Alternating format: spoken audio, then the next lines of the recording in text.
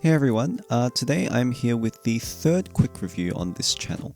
So you've probably read the title by now, and it is on the Tornado V2, this time with core magnets.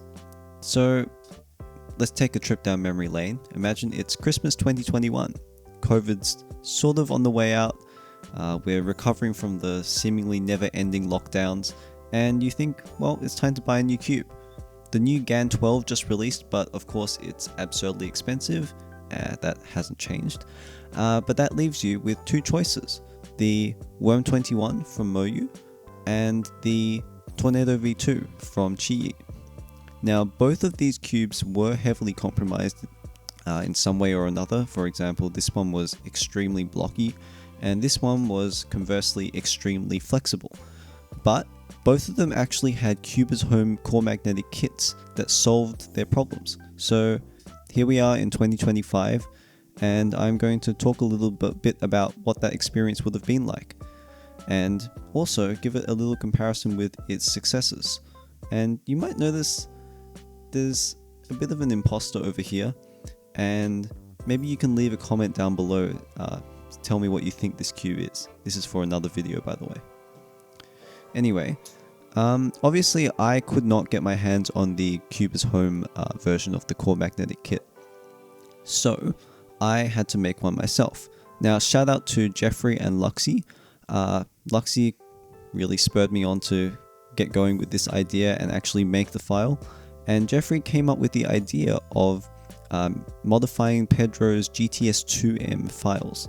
So here we have a 4x1 magnet installed in one of the GTS2M core mounts. These are actually super useful because they seem to be compatible with a lot of different cores. Over here we have the GTS2M corner mount that I modified.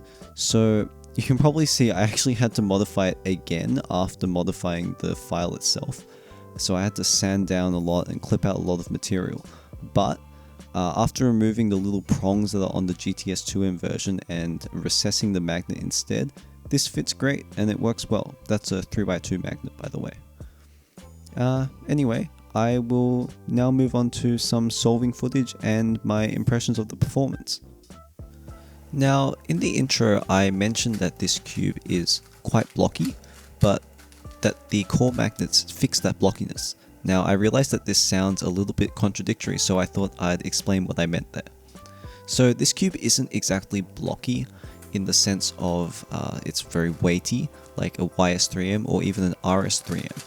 It's more blocky in that the reverse corner cutting is quite limited and quite snappy, and the forwards corner cutting is also fairly snappy. So the reason why the core magnets fix that is that every turn aligns a little bit better, and it never sits in a misaligned state like it used to before. That means that you're never having any unwanted clicks or catches because you're turning through a slightly misaligned cube. Now this is a problem pretty unique to this cube.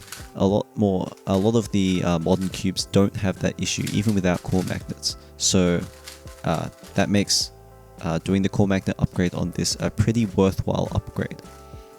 Again, performance-wise, it's blocky, but quite manageable after the magnetic upgrade. It's nice and light. The pieces feel like they don't have too much momentum, but they have just enough to make it very satisfying to turn. It flows fairly well now, but it can feel pretty square sometimes.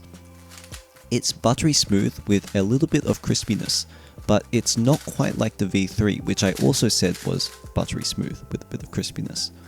This one, again, the plastic is thinner, so it makes it a little bit lighter feeling and more snappy. It's less cohesive and gooey in a way, but it's still got that buttery smooth feel. Now, you might say, oh, that sounds a lot like a Tornado V4, and that's what I initially thought. But the more I used it, the more I realized that the V4 is both slightly more dull, but more flexible as well. So it ends up feeling a bit less fun and just, I don't know exactly how to describe it, but the V2 feels like a much more positive and more engaging experience than the V4.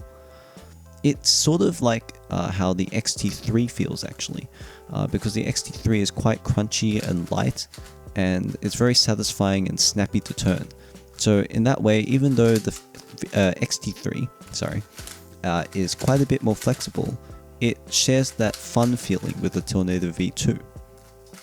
The V2 has a couple of corner twisting issues, so I can't run it on center travel 1, I have to run it on 2, but other than that, it's pretty good. If you have one of these, I highly recommend attempting the core magnet upgrade because it really does transform the Cube. I quite like it. I'll probably never main it, but again, very fun to use and worth my time. Pretty good upgrade. Anyways, I'll see you in the next video, which I haven't quite decided what that will be yet, but you'll see pretty soon because it should be another quick review. Yeah, see you then.